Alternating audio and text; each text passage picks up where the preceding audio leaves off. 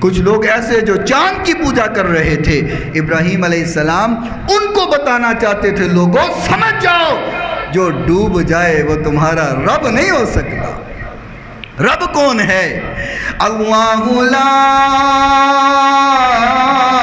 الہ الا ہو الحی القیوم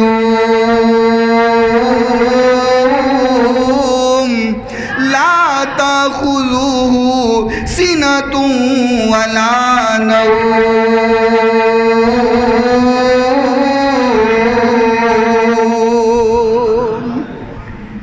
رب وہ ہوتا ہے جو ہمیشہ زندہ ہے، ہمیشہ قائم ہے، اور اللہ کہتا ہے میں تو وہ ہوں، نیند تو نیند رہ گئی مجھے تو اونگ بھی نہیں آیا کرتی۔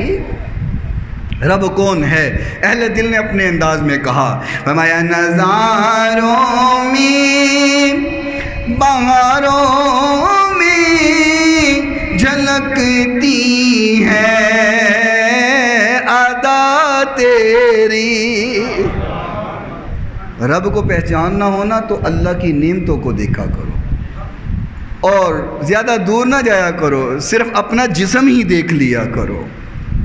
ایک آنکھ اللہ لے لینا تو پوری کائنات کے ڈاکٹر مل کر کے آنکھ نہیں بنا سکتے۔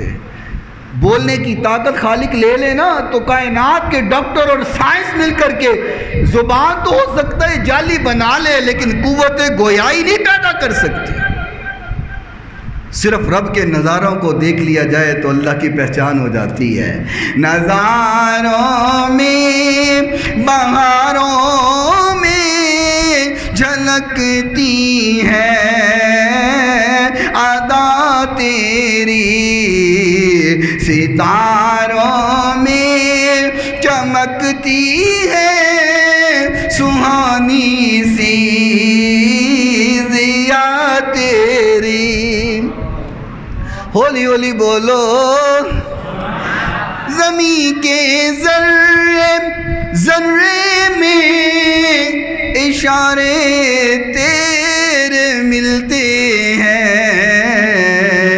ازل سے ہے تو ہی حاکم ابد تک ہے ضیا تیری۔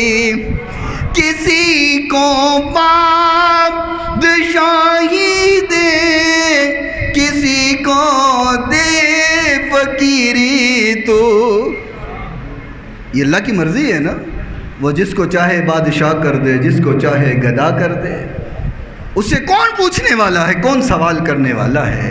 کسی کو بادشاہی دے، کسی کو دے فقیری، تو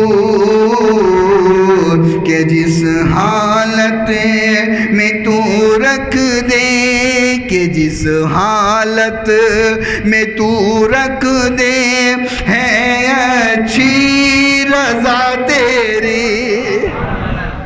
ربا جس حال میں تو رکھے ہم راضی ہیں۔ جب انسان اپنا یہ ذہن بنا لینا کہ اللہ جس حال میں تو رکھے ہمیں، تیرے سے گلہ نہیں، تیرے سے شکوہ نہیں، جس حال میں تو رکھے ہم راضی ہیں۔ خالق پھر فرماتا ہے میرے بندے اگر میری رضا میں تو راضی ہے، پھر جو تو چاہے گا میں تجھ کو عطا کرتا جاؤں گا۔